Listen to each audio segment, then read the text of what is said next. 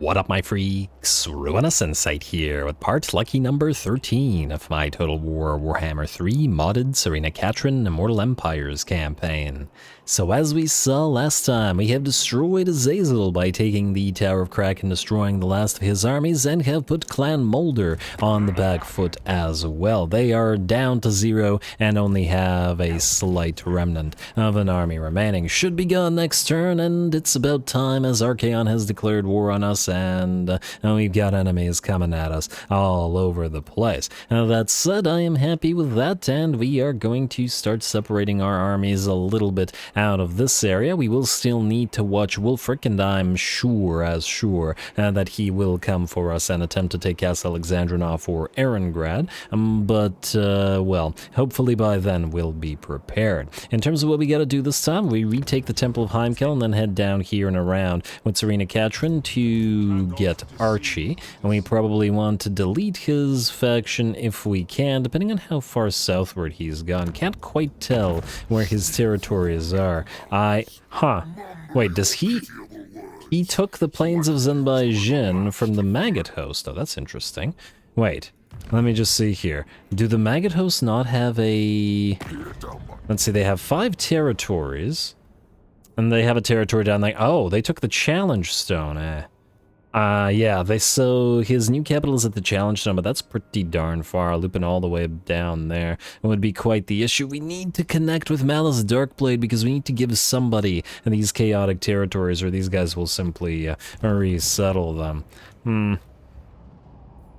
We'll clearly need multiple armies up here. I suppose what we could do is attempt to risk keeping this army and Urogni's army, or command squad, out here and ignoring Grimgor for now, as we just don't have enough capability to afford to send another army down there. That said, our defenses have risen at the and the Darklands, and they should be able to hold at least a single stack off, so I guess we'll see. They are still at war with the war host of Jar, though they are up to strength rank 6 now and are growing, whereas the war host is very much weak now. I wonder if this will prompt Grimgor to get into a war with the village, as that would be ideal.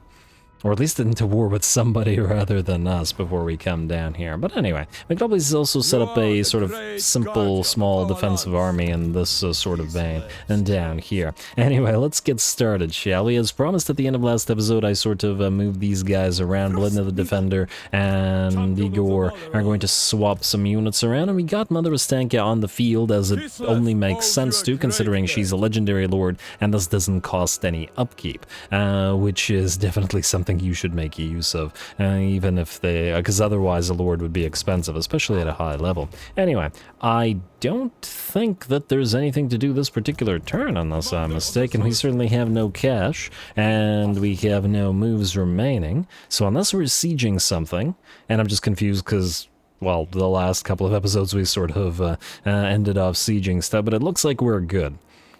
We're good. Not, my memory isn't good, but we're good. Anyway, hey, a day is too long to remember stuff, guys. Come on, give me a break. Anyway, let's end the turn, and let's see what happens. And Castelton, you want something. You want us to join war against Wintertooth. That's not going to happen, sir, because we have 4 more turns, or 5 more turns, or whatever it was, until he... until we're allowed to declare war on him, or we cripple our relationship with everybody again, or our diplomatic capabilities. Also, while the turn is ending, once again we did manage to reach the engagement threshold, so this will once again be an hour-long episode, and the offer does still stand. 350 likes and 50 comments, and the next episode will be an hour-long as well. Alright, so Archie will raise a territory, but that's just fine, and certainly as we expected it to go. And this guy went up here. Okay, so here's the question. Can Tzarina Katarin reach him? Probably not. Which is a bit of a shame. Oh, okay, wait. Sword of Cain claimed for somebody. Settlement besieged, it's fine. Was succeeds for Grimgor. Still don't see him down there, though. Settlement raised. Pillar of Skulls. Talvin and Arguelon confederated. Huh. Wasn't expecting that. That's quite interesting. That means that Talzin, I take it, is the one that confederated Arguelon? Yeah, damn, they're strong now. They got a big portion of Bretonnia, probably the entirety or close to the entirety of... Yeah, they've got every single territory in the... damn. That means Talzin is going to be making insane amounts of cash. They've got all of Athaloran to themselves. This is also quite interesting to see. This kind of harkens back to the day when Wood Elves were released and they would be absolute maniacs, and rather than be isolationists... Oh, Talzin doesn't have the isolationist trait. Okay, but Durthu Argwalon definitely does. Yeah, so rather than be isolationists, they would go and conquer everything, and it's kind of happening here as well. I wonder if they'll get into a war with any of our allies, but they seem to be relatively friendly with the Empire for now. But they don't like us. Not too fond of winter, I suppose. But anyway, let's see what we've got. Tzarina Katarin, since you are not going to be taking this place, we will send... Oh, wait, no. Karak Vlag. A bunch of Skaven slaves die.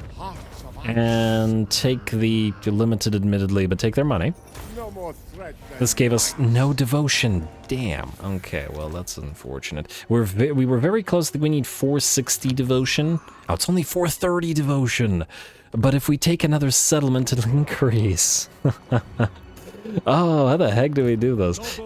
We can't go here because Archie. There's no forces of chaos to fight. We can't declare war on you. Huh. Where does army go? Oh, what the heck? Wait. His army's right here. Huh. Oh, we might need to shadow this army. Okay, that might be something of an annoyance. Because, wait, 3 turns now? Huh? You've elected to declare war on Wintertooth. Wait, shouldn't it be... a moment. It doesn't say the thing where, you know, if you break a treaty, you can't do this. Are we able to now? I thought that the trespassing thing was only for breaking pacts. You can declare war on this faction without suffering treachery penalties for breaking non-aggression pacts and trade agreements. I swear that I checked it last time and that crippled your reliability as well. But it's weird it doesn't say anything about the turns. I wonder if that was patched out, and we can now. Do we risk it? This would be an ideal time to kill Throgg off, though. And we can both send Vladimir. Oh man, okay, wait, let's check diplomacy first. We'll risk it, and then I guess we'll know for good. Hey, non-aggression pact with Carcassonne and Exiles. It looks like they're finally able to, or willing to do some stuff, near to defensive alliance with Reichland. Ooh, I'd love to get vision of their stuff. Peace with Sarl, peace with Clark Haran. I don't even remember declaring war on Clark Haran. How much money will they give us for this? 600, no. Not worth it. They'll probably die, but maybe they'll be willing to give us more money later. Who are you enemies with? You're enemies with Clark Haran. Oh, that's probably why they're so friendly with us now. The Drown and the Slaughterhorn tribe. It looks like the Heralds of Ariel don't like you either. How much money would you give us for the non-aggression? Basically nothing. Meaning you're not super useful, Katep. Sorry, buddy. Carcassonne may be a little bit more useful, though. Not a lot of money, mind you, but we do want some Bretonnian allies, because there's some units that they could lend us for various purposes. Anyway, the reason I wanted to take a look at all this stuff, and... Huh. Wait, something we did increased the chances of allying with Reichland. Okay, well that's good now, because if this Throgg thing doesn't work, then our reliability will tank again. Defensive alliance. Agreed. And, okay, now that will have uncovered a bunch of factions, but it will also give us a vision of a ton of stuff. It won't give us any new trade agreements, unfortunately. He's willing to go straight into military alliance, but I'm not sure I'm willing to risk another war. Certain factions, like Sylvania and the Fecundites, although the Fecundites are already now, and, oh, they're probably going to declare war on us shortly as well. As soon as we can spare an army, we're going to have to send one to burn them out. Non-aggression pact with the northern provinces? Can't really do it. Wait, unless... If we declare war on the war host of Jar. Yeah, they'll do a non-aggression pact for that. I'm just trying to maintain friendly relations with Cathay. Let's do it. And once again, just trying to get all the diplomacy we can out of the way. In case it doesn't work. But I am willing to risk it mostly for experimentation purposes rather than waiting the next 3 or whatever turns it is. Western provinces, we'd have to declare war on Clan Eshin. Let's do it. It's not like they're coming over here. As I sincerely doubt it, though back in the day, the AI would absolutely sail across the entire world to get at you, so... Maybe I shouldn't jinx it. Some interesting times were had. Anyway, unfortunately, it doesn't look like we can get devotion in any manner, so what we'll have to attempt to do is this. Declare war on Throgg. Don't call allies to help. Reliability very high. It doesn't say the thing. Low reliability, yeah, okay, I had a suspicion. So it hides the thing, but it still destroys your reliability, which is a bit of a shame. And I suspected it, but I fear success, and so fell for it anyway. But now I know for sure, and I will attempt to remember it for next time. Yeah, it's annoying that the trespass warning makes it makes the warning disappear, but well, whatever. Whatever, try to go for Throgg, we'll see how far he runs away and see if we can't catch up to him. I was wanting to send this army all the way up there, but can't do it for now. We'll have to chase him down. Alright, oh, he's gonna be able to run further than this, isn't he? Just a little bit further. Or not, 1%, meaning you can go into March Stance and reinforce. Like so. Just make sure that you're not blocking off Beledna the Defender. And at least this way, Beledna the Defender will get the defeat trade for Throgg. I guess we're gonna fight him immediately. Let's see if this gives us... Since we're fighting Chaos, do we get devotion for fighting Norska? Let's find out. Alrighty, Pyrrhic Victory got... Well, he's got nothing crazy, it's just Throgg himself that's going to be the real issue. Ooh, I am interested to see how the Kossovite archers with their anti-large do against him. 20% missile resistance, 55 armor, a little bit hefty on the armor there, but I think hopefully we can deal. Let's get the Razor Standard on one of the Acolytes of Ursun for now. War Banner on one of you guys. Just in case, maybe the highest level one of you guys. And I guess Gleaming Pennant on you. Alright, away.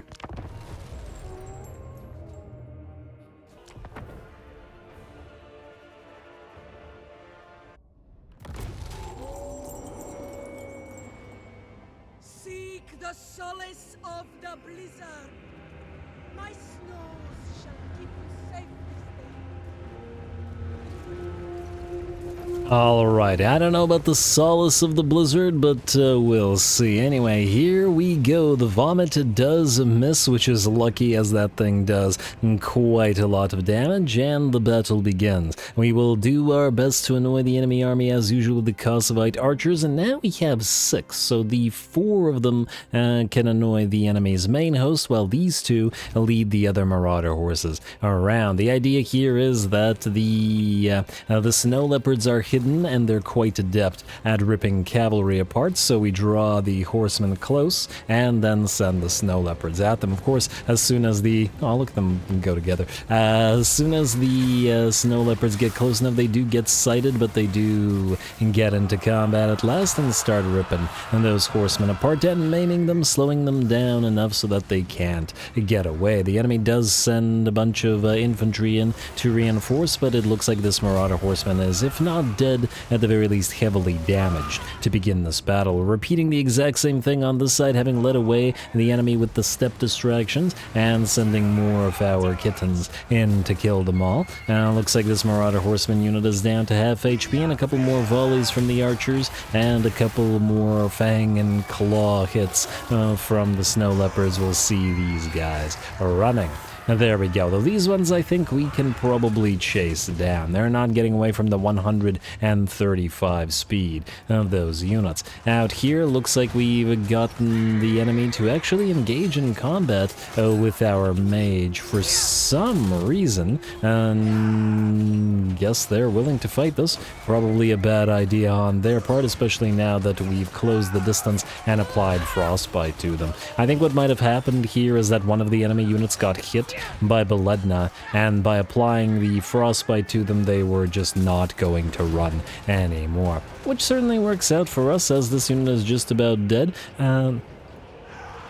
Armored Coster is going to get a few hits into them as well, though it looks like the hill was protecting them. There we go. That was a relatively nice volley, and Mother Ostanka is moving in to help out as well. So far, the enemy army has not reached us really and has basically done no damage. We have also kept the Acolytes of Ursun back here because there's water and there's two impassable rocky formation things that we can use. A Witch Brew comes down in the enemy formation. They're doing a little bit of damage to them and applying that Dark Blood Tainted ability. And that should, we should make use of that against either Epidemius or the Fecundites. Slash Festus. Probably both of them. Well, that's interesting. That might mean there's a desync. I don't recall missing an ability. Odd. Quite odd. Hopefully the desync isn't too weird. I wonder what the heck caused it. But anyway, in the meantime, as we can see, we continue the whole divide and conquer thing. Another unit of enemies have been split away. Marauder hunters with javelins this time, and 6 snow leopards quickly rip them apart. Throgg is still sort of running around, and we're trying to use our Kosovite archers to the best of their ability to damage him and the other units. All of the other units are separated here, running around after archers or otherwise after the snow leopards, who continue doing their thing. Finally, though, it looks like the enemy is moving into the fray. We launch a Spirit Bear at some enemies, but they do back off rather than staying there. So good for them, avoiding a decent bit of damage. But what they won't be able to avoid is the Acolytes of Ursun as they head on in and begin the battle. Over in the background, just before I forget, I do believe Throggy is... what would you say, winding up some vomit? I don't know. He wants to use his ability on the Kosovite archers, and it does hurt quite a lot when it lands. But for now, it's the Acolytes of Ursun's game as they face off against the Marauders with great weapons there. And we got some great weapon users of our own, as the great weapon-wielding Kossars, armored Kossars, are doing their thing as well. Mother Ostanka helping out as Beledna the Defender fights with her pet snow leopards here, holding off some Marauders' spears. While it looks like the Javelineers are targeting Mother Ostanka, Ostanka drops a Witch Brew on the enemy, or actually no, she drops a Witch Broth on herself to apply some healing to her and to the Snow Leopards. Hailstorm comes down as well, and the big blobs of enemies are starting to take damage. We can see Throgg did land a hit of his vomit on one of these units, but continues chasing around the various archers, very far away at that. This unit of Marauder Hunters is broken. We've also led and destroyed this unit of Marauder Hunters, or Marauders with great weapons back here, and it looks like the battle is very much going in our favor. Alright, and now all of the Acolytes of Ursun have closed the distance, both with the enemy melee units and range units alike, and now it's just a matter of outlasting the enemy and out-damaging them. And of course we have our lords supporting here, which the enemy does not have, so that all works for us as well.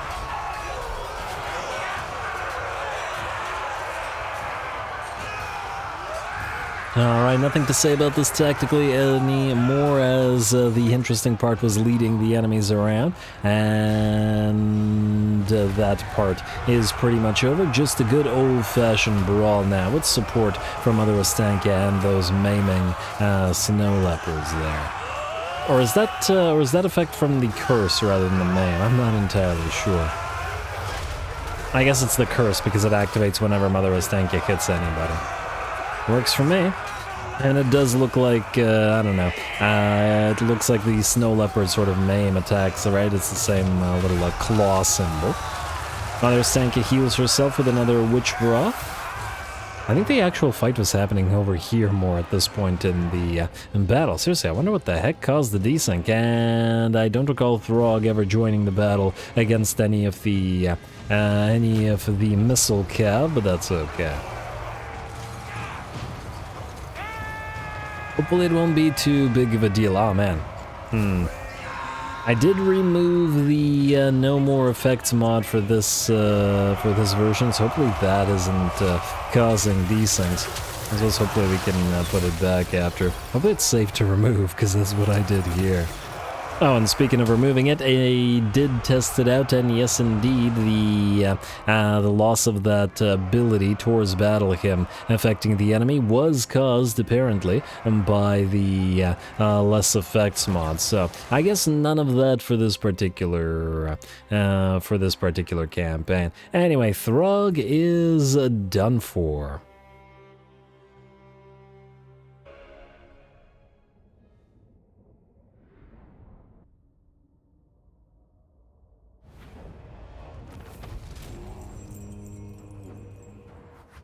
Alright, there we go. That worked out pretty darn decently. Well, most of the damage we took, nearly all the damage we took, was in fact from Throgg vomiting on us. And while Slaanesh might be into that, we not so much. Or Nurgle. They can have a thing. Anyway, Anyway, seems like more of a Nurgly thing. Throgg is done. We were able to divide and conquer his army much more than he would have liked, and he wasn't able to maintain a lot of cohesion. On top of that, the various snow leopards were able to run down all of those marauders, and Throgg actually took quite a bit of damage from the Kossovite archers due to their anti-large arrows and his inability to hide among his troops as they were all separated, chasing our very annoying army around all over the place. You might say Throgg was feeling a little isolated, but anyway, well, it looks like that gave us enough devotion to activate our thing, so we'll take the money instead, because we still need just all the money. Pardon the captives, like so. Yeah, we don't need to heal here. Pardon the captives. And which should allow us to re-up Saliak, which we definitely need. But Lena the Defender, well, she likes killing off large enemies, so that seems like an appropriate thing to find. Another potion of foolhardiness. And Saliak once more. Lovely. Alright, Motherland invoked. We got it up for 10 turns once more, and once more we have, like, no devotion. Alright, with Throggy's main stack out, can we hit the Winter Pyre? Yes, we can. Good. We should be able to knock out his faction. Probably as soon as we do, Hivald Banehosser will move towards us here, but hopefully. And... Really? This? Really? Really? This? Okay, fine. Okay, we'll manually fight that in a little bit. This is just the auto-resolve really hating on Kislev yet again. Yeah, there's certainly a few adjustments I would make to Kislev, namely, well, if possible, the auto-resolve, but the inability to acquire the Frost Maidens until tier 5, or increase their capacity until tier 5, is kind of silly, and especially considering it's not super likely that you can build them in the main cities, and because we have 4 landmarks in Prague, or in Kislev, and in Erengrad, which take up quite a lot of space. But Erengrad also has pottery, and Prague also has marble, and Kislev has furs. Plus, you have to build all of these things because they provide faction-wide bonuses, meaning, for example, Kislev only has room for 1 extra building. And in this particular case, we've chosen the Animal Den, but yeah. And that's because we're foregoing the Orthodoxy Chapel, which would actually be fairly good here because it would enable us to get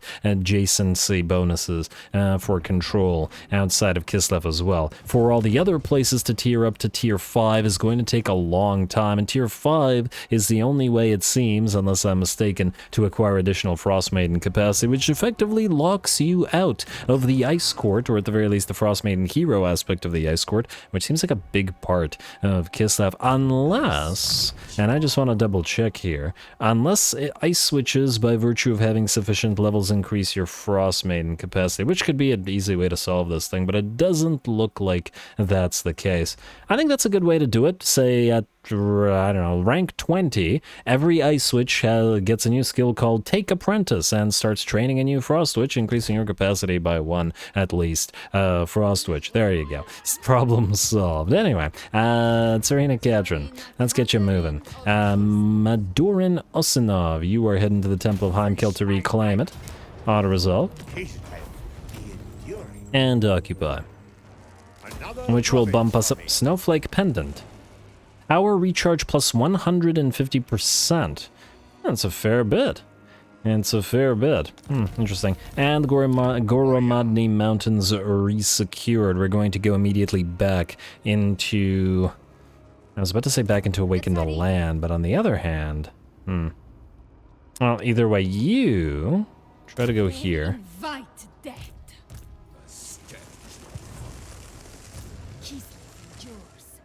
And are you able to hunt him down? Defy chaos. No. Alright, fine. Then stay in this place. They won't be able to land here. They might be able to land at Sioktraken, but if they do, they die. And that's the reason we didn't invest in Sioktraken either. That said, I guess we can awaken the land here. We also don't really need the barracks in this particular territory, though it is providing additional reinforcements. I mean, that's 4 garrison units extra.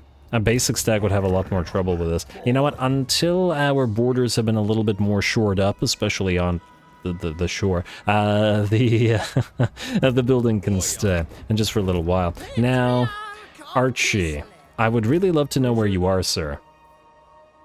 Because I don't know what to do with these 2 armies. I mean, we can't send them up there because we don't know what's in there. Okay, you know what? You are going to try to scout. We're going to put both of you away from tribe slaughter, assuming that we can't spot Archie. Can't see him. But we also don't know how far he can travel. You know what? You 2 stay here. Stay here. There's nothing to... How much is this going to cost us? Ooh, quite a bit. All right, now. I was going to send you to Channel because you're losing mana because of the dangerous wind. No, that's not why we're losing mana. It's just that this place sucks. Wind's a magic -5, and this army has very little mana in the first place, but not much we can do. You guys just stay here. You're Rogni. I guess you guys can Channel. And then we'll use this guy to scout up here and then see what's going on. How's Grimgor? Still don't see him down there. Alright, the rest of that looks good. Victor Zamvin, I just did ya. Urogny, you too. Igor Talichev. Okay, so we need to figure out what we're doing here. Alright, how do we do that? You know what, Igor? I was gonna send you up here anyway to transfer these units and then take back the wolf hearts. We're gonna send you up here then, rather than down here. It's costing us a little bit more by virtue of these things, but that's fine. Beledna, you can Channel, or we could save 300 gold by deleting. No, we should probably keep you on the field to rack up XP. Yeah. Alright, how about you? Gavril Telichev, you are going to recolonize Erengrad, then we'll grab the island and delete most of this army. Because we need the money. Colonize. And province secured, Riverlinsk, we will go for... No, we will not collect the income because that should give us a growth bonus plus 50 in SFO. Then... I guess we'll do Awaken the Land because it reduces the construction time by 1. Still start upgrading the Erengrad village, and then we'll go for the harbor right afterwards, which fortunately increases our growth, so should be able to make the place grow reasonably quick. Okie dokie. And I'd love to take Castle von Rauken or Norden, but it'll just tempt the Viking Knights into declaring war on us. And now that we're allied with the Reichlanders, and they know we're here, so more than likely than not, they'll send an army towards us, and we'll need to deal with them. We are building a Eerie Woods here, and we can get some things in the woods for Mother Ostankia. Now, that's all the lords and heroes minus our tech thief all the way out here. So let's steal some more tech. Never stop the tech thievery. Another success. Nice. And you're at rank 15. Does rank 15 do anything for you? It does something for the... It's a magic quell. This is just kind of annoying an enemy. Yeah, not really. We're just trying to get to rank 20 so that we can get Scholar up and running, but that's about it. I guess we could do Quell or something. Let's do Quell. Or wait. I wonder... Would we need to save points? So we'll save 18, 19, and 20, but for now I guess we can spend. Alright, still get Quell though. Yeah. Oh, does boost income work on allied territories? Because, I mean, I guess we could help the elves out in some small manner. Alrighty. Also, don't forget to vote for Tyrion versus Imric on the vote thingy in the community tab. Alright, yeah, nobody wants anything to do with us once more once our reliability is low again, but what can you do? That's just the game being kind of obnoxious. Let's see you move here. And we'll transfer those units. You have no reductions for these guys anyway. Huh. You know what? Maybe we send Beledna to transfer the Armored Cossars and the Acolytes of Ursun. She's already started on the way here. And we give the cats and this stuff to Mother Ostankya, like so. I think that'll work, and then these guys will be transferred back to Igor once he has his stuff. Yeah, that makes sense. And at least this way we can use Mother Ostankya over here. Beledna, you can hold on to your items. It's not a big deal. Alright, next up we got money to spend. Not much of it, but we gotta spend. First of all, Desolation of Drakenmoor. We need to get the walls up and running. They're so expensive. I can't wait to delete the walls here and get our money back effectively. You're good, Great Skull Lakes, Kirik Varag. And we can, oh man, look at that public order. Might have to pop you into Purge the Steppes briefly. -8 is... oh, it's only for this turn. Okay, never mind. Go immediately into Awaken the Land and we'll build stuff here next turn by sending our guy here. Volksgrad, you're fine, but we will upgrade the merchant traders at Plesk, as well as another church. And Volksgrad, we actually want to upgrade the Tzarina's whatever, Manor of the Ice Queen for the additional income, but we can't afford it as yet, so we will have to wait on that. And then, Mr. Cost Reducer, we're gonna send you all the way down to Goromadny Mountains to start building up the place. We'll lose 200 gold per turn to do it, but it's necessary, because we'll save more by reducing the cost of everything here. Alright, what about Madoran? I mean, I suppose if we could go up here, we could keep him around Tzarina Katarin as a secondary lord, just to capture stuff. Because she can move further. And I believe that's all we can do once again. Let's see if Archie moves towards us. Building upgrade available, outpost available. That's great, but we need money. Oh, no, we can't end the turn. Oh, I'm so glad I accidentally looked over here. We need to fight this. This won't be difficult. Just do it manually, real quick. I'll try to do it at max speed, or as best... to the best ability that I can. I didn't say that very eloquently. It's late today. It's late when I'm recording this. Oh, because my internet's kind of bad, I have a tendency, or, I mean, after work, I kind of have to, but even on the weekends, I would generally record fairly late in the day, rather than the next morning, because if recording next morning, there's a solid likelihood that I don't get the ability to whatchamacallit. Let me just move the troops here.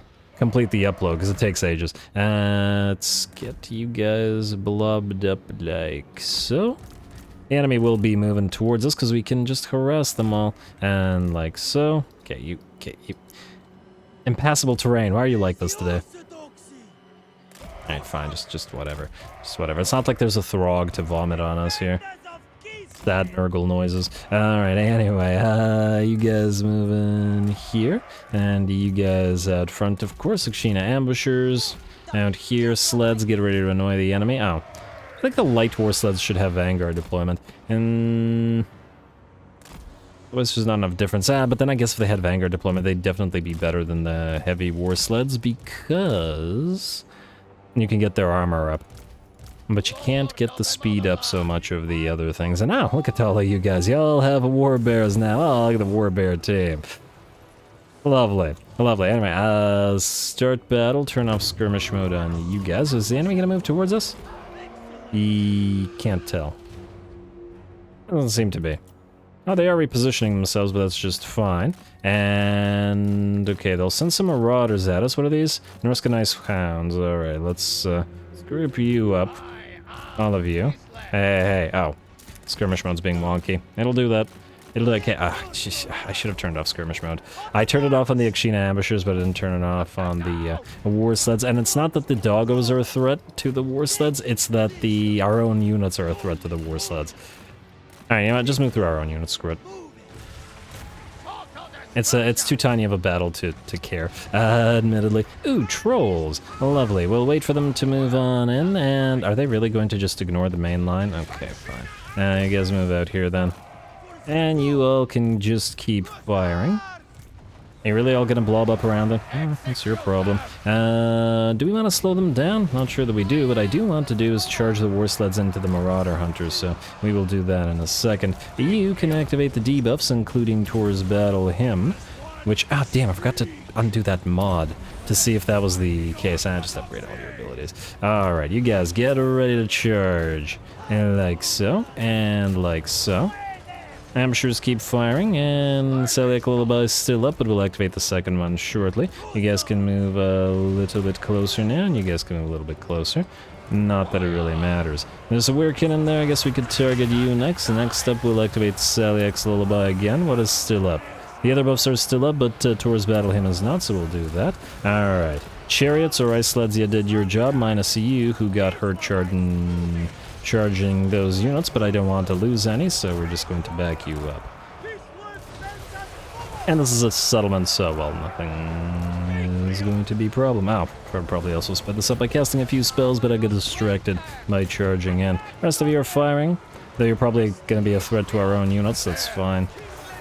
And with Celiac's Lullaby up, none of this is going to be an issue. And you know what, let's send one of the Frostworms to separate their Mortis Engine effects. Because that's how they do damage. It'll mean no more heals, but the rest of our units can heal. Now, did I tell you to actually attack something manually? Is that why you're moving like that? Because you shouldn't be. Alright, charge on in War Sleds and then charge back out. We could heal the War Sleds, but it's not looking like they're going to lose any units. Alright, and I believe the battle should be ours. Get one more Celiac's Lullaby in.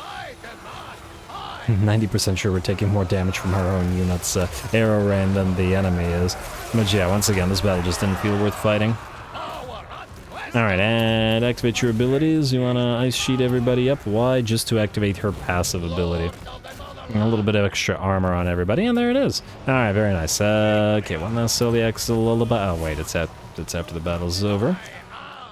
Either way, we do not need to chase. Good. 8 losses, little damage. I don't know who died. Might have been one of these units taking a couple hits in from the enemy range units? Wait. 00000, who died? Okay, I guess it was a couple of our own units taking hits from our range units then. But we had no melee units. Huh. 100, 100, 120, 120... Huh? Who died?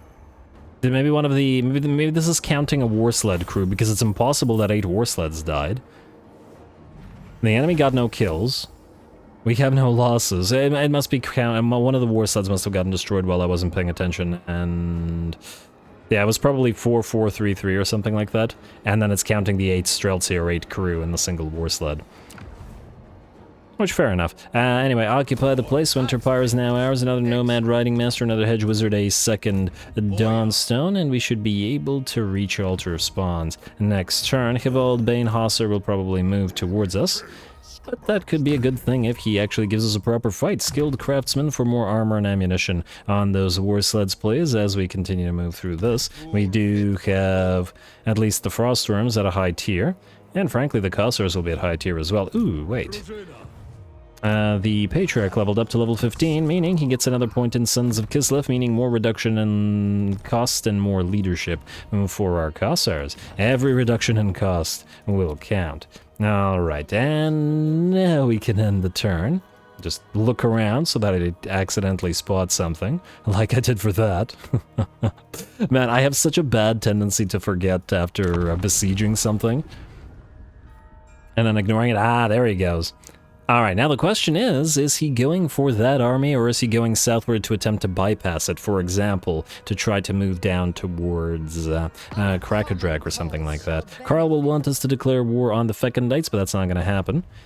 Why are you even offering if our reliability is so low, Carl? You can't rely on us. Ah, there he is. There's Grimgor.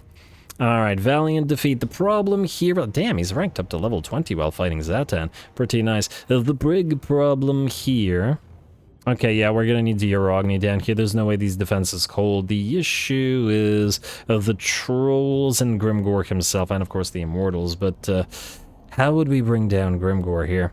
He's just gonna keep popping his abilities, Bloodforged Armor and Gitsnick, and ripping through everything. I'll give it a shot. If nothing else, last stand battles are always really, really fun.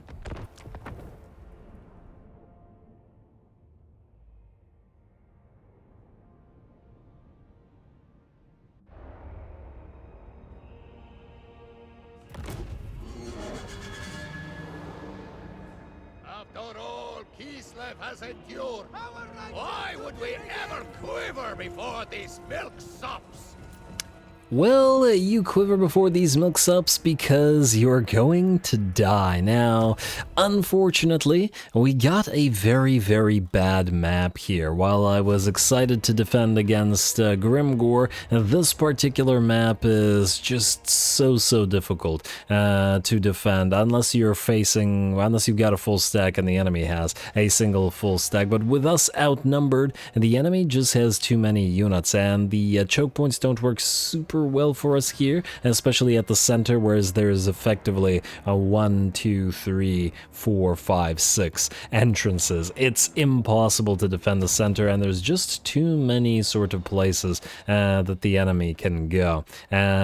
So what that means is that we can't narrow the enemy down into basically 2 choke points, which is what we would do in a non-square defensive place, and thus we're going to change our strategy, not to attempt to win, but to attempt to do as much damage to as many enemy units as possible. Specifically, I would love to knock out the Crimson Killers so that Grimgor doesn't have access to them in next battle. In that light, we've set up as many of our units on this side of the map as possible, with just keeping a few units back here to distract the enemy for a few turns, long enough, hopefully, to keep us fighting out here. So that means the main fight is over here. We've also built a magic tower, the 800-point highest damage dealing tower, which will hopefully help out a little bit, as long as it can land a few of those shots. Our regular Cossars are up on top, which will rain down arrows from on high, and 2 sets of Streltsy and 1 set of armored Cossars with great weapons are up here, hopefully firing over each other's heads and down into the blobs of enemies below. Let's see how they do. Alright, keep on firing. Enemies are moving on in. We got some trolls to target with our Streltsy as well. Hopefully we can bring them down before the Crimson Killers arrive. Nice shot from the magical damage tower here, though by the looks of it, since the enemy is primarily cav, it won't kill off as many of them as we otherwise might like. Alright, arrows, magical damage raining from above, and bullets screaming overhead as well. Looks like the Durkit Squigs are pretty heavily damaged, and the Stone Trolls are, well, they're taking a lot of hits, but that's Stone Trolls for you. They're tanks, and they will absolutely tank many a shot. Plus, it's not like our army has buffs, being a basic defensive garrison. Well, not basic, but being a defensive garrison of a minor settlement. Or just being a defensive garrison in general.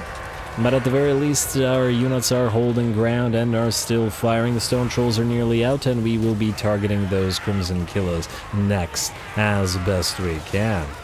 Alrighty, activate that Ursun's Roar just to increase the mass slightly, as we didn't want the enemy units charging on through, and because we had the ability up, and we damn well should probably keep using it. Out here, we did deploy a couple more units of our armored Cossars. They're going to head down the ramp and hopefully destroy these Orc Boys before hitting these guys in the back. That said, we are keeping the enemy nice and blobbed up here, and it looks like those Crimson Killers are most definitely gonna be in trouble. The Streltsy are still firing, though one of the Streltsy units has unfortunately been fairly heavily damaged, dropping down to about 50% HP under fire from Mogreb's mangy Marauders. And yeah, this unit has been an absolute menace throughout this campaign, if you recall a few episodes ago, where they heavily damaged Tzarina Katarin while she was riding around close to the enemy army due to that stagger shot application that they have on them.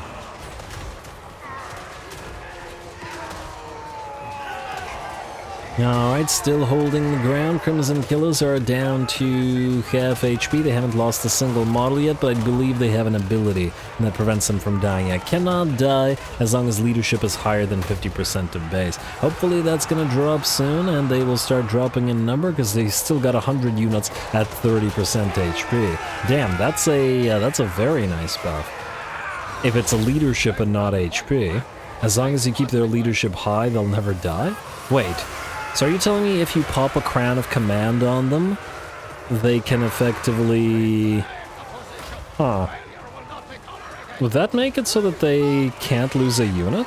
If you have, like, if you give a bunch of Crown of Commands to, like, a bunch of heroes and keep them permanently up, would that make them invincible? Huh.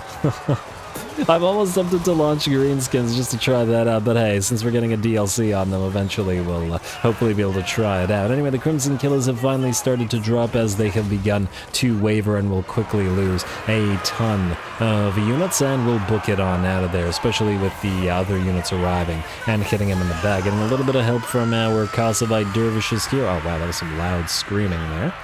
And it looks like at the very least the enemy army that was down here is broken. That said, 3-4 units of trolls are making their way towards the key building up here, and there's pretty much no way we could hold back 2 units of trolls outside of a choke point like this, much less 4, and coming from various directions. So we got to just move as quickly as we can and keep on killing everything here before the battle ends in the enemy's favor. And the killing is reasonably successful here. Some Force Goblin Spider Riders moved in, so maybe we can lower their numbers a bit as well. But the main thing is to damage and destroy those units that we've already effectively taken care of. Those units that are routing need to be fully destroyed so they don't come back, and that Grimgor is weakened, so should he attack another territory after this, he doesn't have the unit numbers needed to actually conquer a place.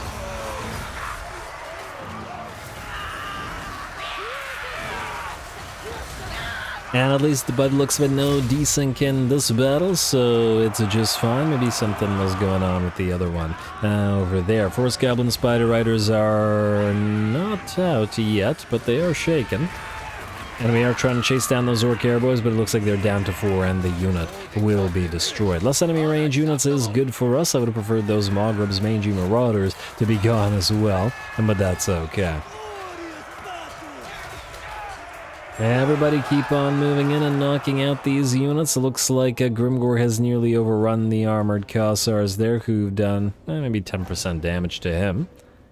We did a little bit of damage to some Night Goblin archers with a unit of armored Kossars. I actually wanted to send this unit of armored Kossars around to kill some archers as well, but it looks like the trolls will chase them down. 1 minus supply location is ours, and I do believe with the key building in the center captured, the battle will soon be given to Grimgor. Just got to get as many more kills as we possibly can. These units are running away. I really wanted to go after the Mogreb's Mangy Marauders, but it looks like we might not be able to reach them. Now, on the bright side though, the Force Goblin Spider Riders charge back in, and that's more work for our Streltsy and armored Kossars. Before they arrive, get another couple of nice volleys into them. And still 20 units on them. I don't think that unit will be destroyed. I don't remember what the new percentage is. It used to be 10% for a unit to survive in the in Total Warhammer 2, but then in Warhammer 3 it got lower. I think it's like 8% or something like that now. Though once again, I'm not 100% on it. Either way, it looks like those units are out. We're going to retarget the Goblin Wolf Rider Archers and just hope that the Mogreb's Mangy Marauders move close enough for us to take a few more shots at them. In the meantime, the enemy is moving down to our last capture point or supply location. There was no way we were going to hold that under attack from this direction and across the bridge as well, plus Grimgor there. But by the looks of it, we did fairly decent damage to the units down here, even though we took plenty of damage ourselves as well. There we go, and with that, though our units are still fighting, the battle is given to Grimgor due to the capture of our key locations. Hopefully, we achieved our goal and did sufficient damage to weaken his army too much to attack the next place, and then allow us to move in with our nearby forces.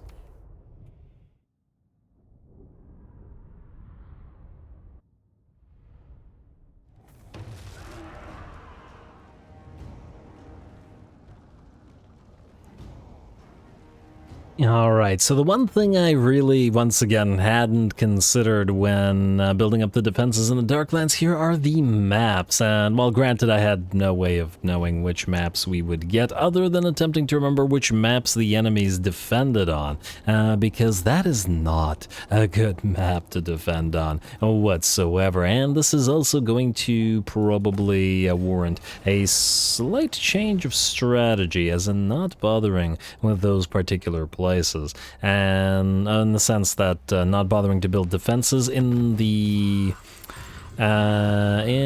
territories of the settlement lost for Dorjny Vort, Pietrozanavia Boyar, in the territories of the Chaos Dwarfs. Now, you are not up to tier 2 on the wall, so you've got an even weaker defense, though we do, should we desire it, have the ability to raise a lord and use said lord to defend. Not 100% sure it's worth it. Either way, this does mean that we are what the heck is this army doing? And I see you're moving down here, Hivalda. Okay, well, we can reach the Altar of Spawns in one turn, so we will head there. And we will destroy the remnants of... Oh, once again. Okay, you know what? I'll fight this one between the episodes because it's a silly waste of time. Are you also able to move in? You are. Well, that's just lovely. You're going to go here. Alright, that one, okay, I hope I'll remember to fight it between the episodes, but that's what I'll try my best to do. You are going to knock out Mr. Bastian Nightbane again, who's just running around and being an annoyance. And I'll resolve this real quick. The heck happened to our Zargard? Ain't no way they would have damaged our Zargard this badly, or remotely, really. But whatever. Take the money again, we'll need it. Alright, Standard of the Empty Step, Vanguard deployment for assigned unit. Huh. We could Vanguard deploy somebody together with Tzarina Katarin out front, and a Lichbone Pedant as well. Okay, no. Oh, wow, we found some good stuff. And another Kislevite Kossar. None for you, but nice. Warhorse and Yosef here has got the 3rd tier of Sons of Kislev, meaning he now has the red War Chant ability. Now, lots of damage increases to allies when spent with time spent in melee, and well, there will be time spent in melee, let's face it. So yeah, the question is, do we move back to deal with Kivald? I don't see Archie yet. It seems that he has backed off. The Cool are moving this way, but I have no... Where would Darshi be even going? He's only at war with us, meaning he is either attempting to return to one of his territories to recruit, considering his armies weren't complete, or has decided to go this way and is attempting to go by sea. I think more likely than not, though, it does mean that we have to kill off Hivald Bainhasser with Tzarina Katarin. So you're going to channel, you're going to start moving back to this way, and I guess Madorn is going to stay near. Victor Zaman and Uragni, you are both traveling to Uskalak, which will...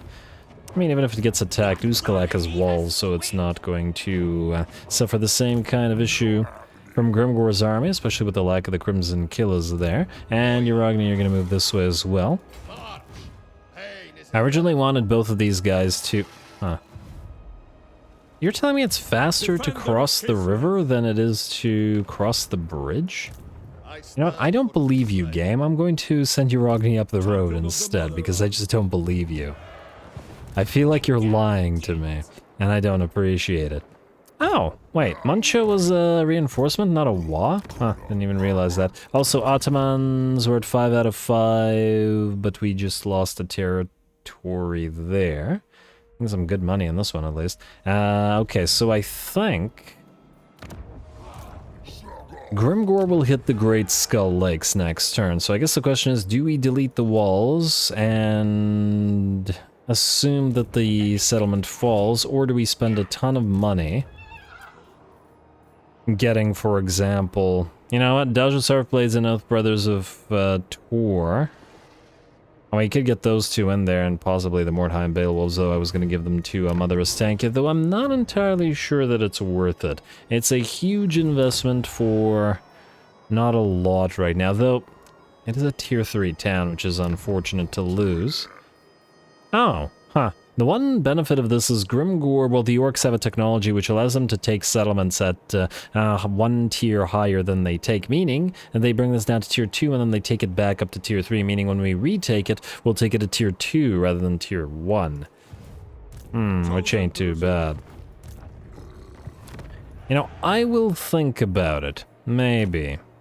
Maybe we will defend, maybe we won't. I'd like your guys' opinion on it too. I'm leaning towards not defending simply because it's a huge amount of money that we could use to now put money into territories that we'll have a much easier time defending that are not yellow territories. These were always territories that were meant to be a buffer. Any money they generated was a bonus, but they were meant to buffer against attacks from the orcs until we turned our sights upon them, which apparently is now. Also, how are our supporters doing? 396, near to 400, nice as well.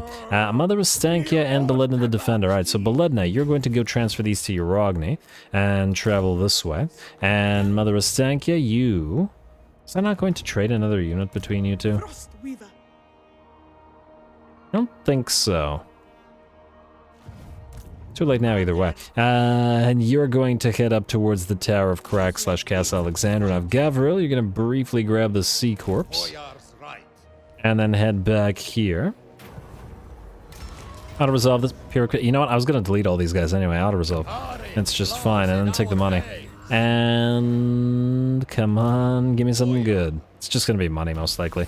And another Sword of Bloodshed. Okay, yes, that is good. Never mind. Very nice. And some free money as well. But, yeah, I'll take it. I think out of these two places we'll go back to Erengrad first, because the additional military presence will give it additional public order. And... I mean, 400 gold per turn. I'm tempted to say lose the Armored Cossars, but keep the Kislevite warriors. It'll be a while before we can get domestic orders to up the place. Oh, we could also use this guy as a recruiter, potentially. Use him as a leader of renown. Too bad these guys don't seem to have any recruitment bonuses, even though they're defensive, territorial defensive lords. Might be a good way to do it. More reduction for recruitment, and maybe next turn or the turn after that. You know what? Keep these guys. Next turn or the turn after that, we'll sell to the fail cargo. Fell cargo there. And Mother Estankia, hey, you can move right here. And then start recruiting your beasts in the woods, as we're going to need you to conquer Norska. A little bit of beast on beast action. Too bad we can't get a Norscan ally right now, because I'd love to... Oh, there's Malice. I would love to get some Werekin mixed up with the... or Skinwolves, rather. Mixed up with the beasts in the woods. And also, Ataman, do you have like a... Okay, you have a thing. Purger, corruption and casualty or punishment rate versus Horse Comrade. I mean, I guess if we put you on the front lines, the casualty or punishment rate will be somewhat useful, but generally speaking, probably more use out of Patrol the Oblasts. Nah, that's fine. Patrol the Oblast, and that was the only thing other than swapping the units around. Alright, well with that folks, I do believe we are out of time. I'll have to come to the decision as to whether to defend Great Skull Lakes at the start of next episode, or cancel this and recoup the, I don't know, like 4,000 gold that stuff costs to upgrade to the next level, which is a fair bit of cash, as once again Urogny and Co are coming. The 4,000 gold recouped from this would allow us to re-upgrade this town back to the second level as well. Yeah, once again, I'm leaning towards not defending and just using these guys to kill the orcs, and now starting to take orc territory. And if the maggot host declares on us, or we declare war on them, we can simply send these guys to take out the challenge stone as a little bit of a detour while Tzarina Katarin moves up this way. Of course, there's still a lot of enemies, but, well, we get a little bit of money to spend, and now this interior territory, or our interior territories, are a little bit safer, and thus should be generating a lot more cash relatively shortly. Ooh, speaking of, Do we have the... No, needs 70 for the Manor of the Ice Queen, but getting there. Just for the additional income and the war sled buffs, etc, etc, etc. Anyway, more Kislev to come, so stay tuned. Don't forget to leave those likes and comments below. All glory to the algorithm, and thanks for watching.